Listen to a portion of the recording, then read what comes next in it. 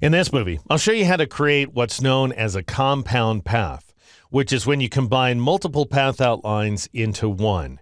And most simply, this is used in order to carve holes. So for example, if you take a look at the rim of the magnifying glass, we have the inner circle cutting a hole in the outer circle. And the same thing is occurring with this black shadow right here. And let me show you what that looks like.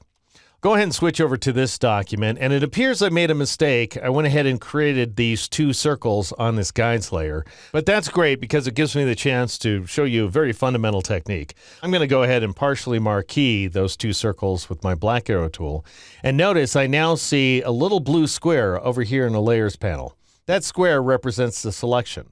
And so if I drag it and drop it onto the drawing layer, it now becomes red to indicate that the selection has moved to that layer. And you can also see that the anchor points and the segments are turning red as well. All right, so the most common example of a compound path is the letter O. So let's say I decide to draw an O myself. I'll go ahead and switch to the ellipse tool. And then I'll go ahead and drag from the intersection of these two guidelines, and I'll press the Alt key or the Option key as I drag to create this path from the center out. And then I'll press the Alt key or Option key on the Mac while creating a smaller ellipse. All right, now I'm going to press the V key to switch back to the black arrow tool, and I'll go ahead and marquee both these paths. Let's say I want to change the fill to something like red, just so that we have a different color going on screen. Notice that I am filling both path outlines. If I want the inner path to cut a hole in the outer path, then I need to combine the two paths into a compound path. And you do that by going up to the Object menu, choosing Compound Path way down here at the bottom, and then choosing the Make command. And that goes ahead and combines those two path outlines into one. And notice if I go ahead and drag this O out here so that it's partially over the pasteboard, we can see that its interior is indeed transparent. And the only reason we're seeing a vertical line through the character, by the way, is because Illustrator is showing us the edge of the artboard. But otherwise, the shape is entirely intact. All right, I'm going to get rid of that O because I don't want it. And what I want to do instead is create that little bit of a shadow ledge that I was showing you in the final graphic. And I want to make sure this time that I can exactly align this new circle that I'm about to draw with the old one. And so I'm going to add a custom guide by clicking on the guides layer to make it active. And then I'll go ahead and select the line segment tool from the line tool flyout menu. And I'll drag from the intersection of these two guidelines right there down and to the right while pressing the Shift key until I reach the bleed as I've done right here. And I'm pressing the Shift key, by the way, so I can constrain the angle of this line to exactly 45 degrees. And if you're not clear on where I'm going with this, I'll reveal the method behind my madness in just a moment.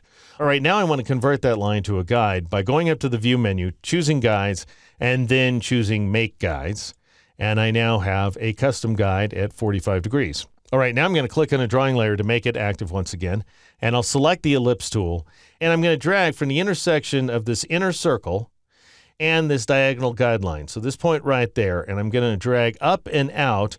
And because the standard behavior is to create the ellipse inside of a rectangular bounding box, I am not getting any sort of alignment at all. But if I press and hold the Control key or the Command key on the Mac during my drag, not before, because that would give you the black arrow tool, then I'll go ahead and create the ellipse from that exact point. The problem is I can't see the size of my ellipse as I'm drawing it. I don't have that heads-up display, and that's because I turned off Smart Guides. So I'll go ahead and undo the creation of that ellipse and go up to the View menu and turn Smart Guides back on. And now I'll reattempt that maneuver by dragging from the intersection of that inner circle and the diagonal guideline, and then pressing and holding the Control key or the Command key on the Mac in order to align that edge right there to that circle. And then I'll also press the Shift key as I drag so that I'm drawing a perfect circle like so. And I want it to be as close to 402 points as possible. Looks like 401.58 points is about the best I'm going to do, at which point I'll go ahead and release in order to create that circle like so.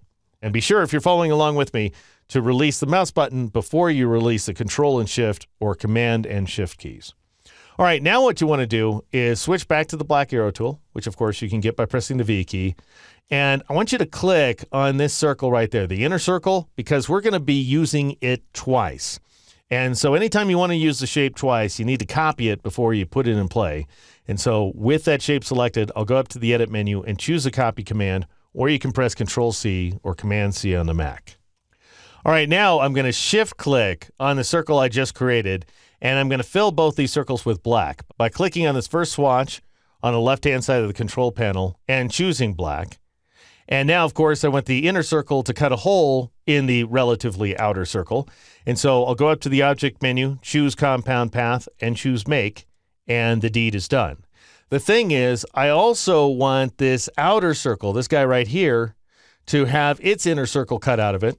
So I'm going to go ahead and press Control-Z or Command-Z to undo that absurd move, and I'll paste that shape that I just copied by going to the Edit menu and choosing Paste in Front. It's very important you choose Paste in Front, by the way, as opposed to Paste, because Paste is just going to paste the shape any old place, whereas Paste in Front is going to put it right back where Illustrator found it. And of course, you can also execute that command by pressing Control-F or Command-F on the Mac. All right, now go ahead and shift-click on that outermost circle, go up to the fill swatch on the far left side of the control panel, change the fill to white this time, which isn't going to cover up anything, by the way, because we pasted the shape in front of the outermost one. So this black green right here is still at the front of the stack.